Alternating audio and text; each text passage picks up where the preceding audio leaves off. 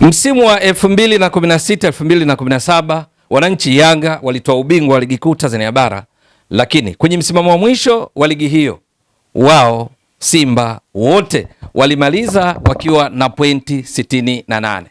Ndiyo, kwa maana kwamba walilingana pointi. Yanga walikuwa na pointi 68, Simba walikuwa na pointi 68. Lakini Yanga mwisho wa siku wakawa mabingwa kwa sababu kanuni za ligi kuu Tanzania bara kwa msimu huo zilikuwa zinaeleza wazi kwamba timu zikilingana point, basi yule mwenye tofauti nzuri ya mabao ya kufunga na kuruhusu ndiye anayekuwa bingwa. Yanga kwenye mabao walikuwa wamefunga 57, wameruhusu mabao 14.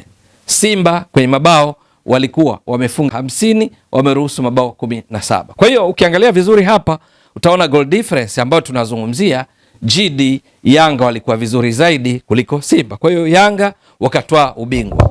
Hapa najaribu kukumbushia kilichotokea msimu 2016 2017. Na kanuni hizo za ligi kuu Tanzania bara zikieleza juu ya mshindi, hasa pointi zinapolingana, ziliendelea kubaki hivyo kwamba mnapolingana point kwanza ni goal difference. Hilo liliendelea kwa kipindi kirefu, lakini mwisho ni msimu uliopita.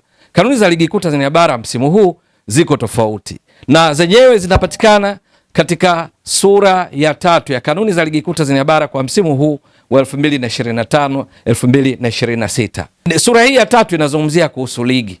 Ndani yake sasa kuna kanuni ya 8 ambayo ina vifungu kuanzia cha kwanza mpaka 15, kinaelezea kuhusu mshindi. Kanuni hii inazungumzia kuhusu mshindi, kwamba mshindi anapatikanaje katika ligi kuu Tanzania bara. Kifungu cha kwanza kwenye kanuni hii ya 8 kinaelezea juu ya mshindi anapopatikana katika mechi, lakini kuanzia kifungu cha pili mpaka cha 9 kwa upekee, 2 mpaka 9, kinaeleza hatua kwa hatua juu ya mshindi wa ligi kuu Tanzania bara anapatikana vipi, hasa pale timu zinapokuwa zimelingana point, na hivyo kumpata mshindi. Ukirejea katika kanuni hizi utagundua mambo yamebadilika. Leo hii ni vizuri ewe mtazamaji wa Mbwaduke Star Sport Next Level, una bahati kupitia uwasilishaji huu kwenye jukwaa hili, walau utakuwa umeshapata maarifa ya kutosha kuhusiana na hilo, kwa sababu ikija kutokea Simba, Yanga, Azam, Singida Black Stars, JKT Tanzania, TRA, yeyote yule, kwamba mwisho wa ligi timu mbili zimelingana point, nani anakuwa juu ya mwenzake? Kwa lugha nyingine, kwa mfano, kama zimelingana point katika kumpata bingwa, nani atakuwa bingwa?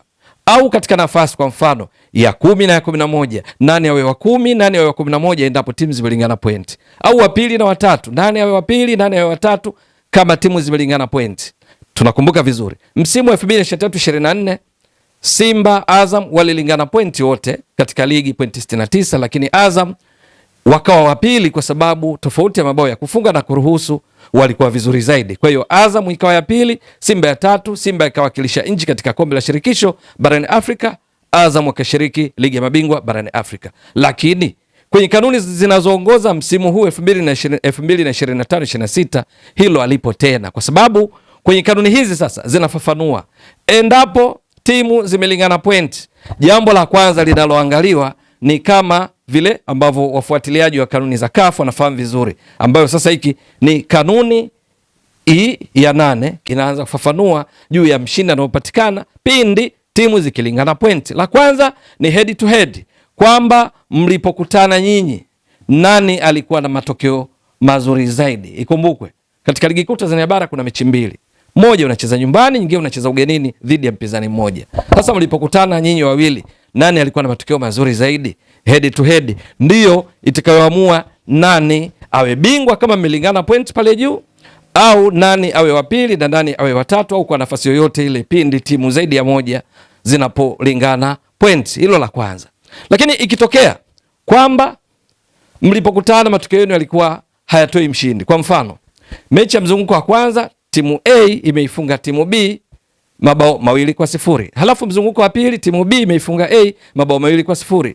Maana yake kama mlingana point, hili la head to head mlipokutana nyinyi haliwezi likatoa mshindi, kwa sababu kila mmoja kapata ushindi wa mabao 2-0. Sasa pakishindikana kupatikana mshindi kwa head to head, ndipo inakuja sasa goal difference, tofauti ya mabao baina yenu. Hapa tunaelezea kipengele kwa kipengele kuanzia namba 2 mpaka namba 9, lakini kwa mtiririko ambao wenyewe upo katika kanuni hizo ambazo zinapatikana kwenye ukurasa wa 15 juu ya mshindi. Tofauti ya mabao ya kufunga na kuruhusu almaarufu kama GD, goal difference, ambapo hapa sasa ndipo mwenye tofauti nzuri, mabao ya kufunga na kuruhusu dhidi ya mwenzake ndiye anayekuwa juu. Kama ni ubingwa ndiye anayekuwa bingwa, mwingine hawi bingwa. Lakini goal difference nayo mkilingana inakuwa vipi? Yaani kwa mfano, timu moja goal difference yake 5 na nyingine goal difference 5. Maana hapo mshindi hajapatikana bado kupitia utaratibu huu. Utakwenda kipengele kingine ambacho chenyewe sasa kinachofuatia kinazungumzia nani kafunga mabao mengi. Yaani kwa mfano, timu moja imefunga mabao 20, imeruhusu mabao 18, goal difference ni 2. Yaani tofauti ya mabao ya kufunga na kuruhusu. Halafu timu nyingine imefunga mabao 22, imeruhusu mabao 20. Tofauti ya mabao ni 2. Kwa hiyo goal difference haitatoa mshindi. Sasa kitaangaliwa nani kafunga mabao mengi. Kwa mfano huu niliotoka kuelezea, aliyefunga mabao 22 ndo atakuwa juu zaidi. Kwa hiyo hapa tunazungumzia mwenye mabao mengi ndo atakuwa mshindi.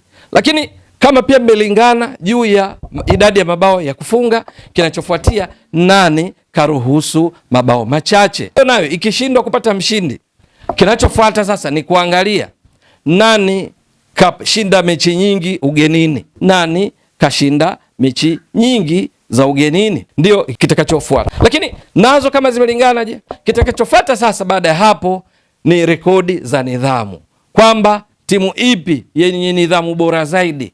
Yaani kwa lugha nyingine, zile kadi za njano, kadi nyekundu, na sio tu kwa wachezaji bali pia na maafisa wa benchi la ufundi. Kwa msimu mzima kwa ligi kuu Tanzania bara itaangaliwa kati ya timu zilizolingana hivi vigezo vingine. Tumezungumzia pointi zimelingana, tumezungumzia goal difference imelingana, mabao mengi imelingana, mabao machache imelingana, ushindi mechi za ugenini zimelingana. Sasa hapa ndipo utakuja kwenye nidhamu. Aliyekuwa na nidhamu nzuri zaidi ndiye atakayekuwa mshindi. Kwa mfano, timu moja ina kadi za njano 10, nyingine ina kadi za njano 5. Nimetolea tu mfano. Huyu mwenye kadi 5 za njano ndo ana nidhamu nzuri zaidi kuliko aliyepata kadi za njano 10. Kwa hiyo huyu ndiye atakayekuwa juu ya mwenzake. Kama ni ubingwa atakuwa bingwa na sio yenye kadi 10 za njano, ingawa maeneo mengine yote watakuwa wamelingana. Nadhani mpaka hapo imeeleweka vizuri. Sasa mpaka sasa kwa ligi kuu Tanzania bara bado mechi 11. Tofauti ya Yanga inayoongoza ligi na Simba ni pointi 5, kwa sababu Yanga na pointi 47, Simba na pointi 42. Tofauti ya Simba na Azam inayoshika nafasi ya 3 ni pointi 5, kwa sababu Simba wana pointi 42, Azam wana pointi 37, Azam wana pointi 37 na kadhalika mpaka mkiani ambako tunaikuta KMC. Sasa mechi 11 zimebaki kwa kila timu. Matokeo mpaka mwisho wa msimu ndio itakokuja kuamua nani atakuwa bingwa, nani wa pili, mpaka wale watakaoteremka daraja nafasi ya 16 na 15 moja kwa moja, halafu 14 na 13 zinaenda kucheza playoffs. Sasa ikitokea zimelingana, basi mtazamaji wa Mbwaduke Stats Sport Next Level, bila shaka umeshaelewa ndani atakuwa juu ya mwenzake kwa taratibu hizi. Msisitizo, goal difference sio kigezo cha kwanza kwa msimu huu ili kumpata mshindi pindi timu mbili zinapolingana point, bali cha kwanza ni wao walipokutana nani alikuwa na matokeo mazuri zaidi, halafu ndipo inafuatia goal difference, kwa maana tofauti ya mabao ya kufunga na kuruhusu. Bila shaka imeeleweka vizuri. Mtazamaji wa Mbwaduke Stats Sport Next Level, endelea kuunga mkono channel hii kwa kuhakikisha kama una subscribe, una share, una like na kucomment. Mwasilishaji wako ni mimi Ramadhani Mbwaduke almaarufu kama Mzee wa Data. Shukran jazilan. Bye bye.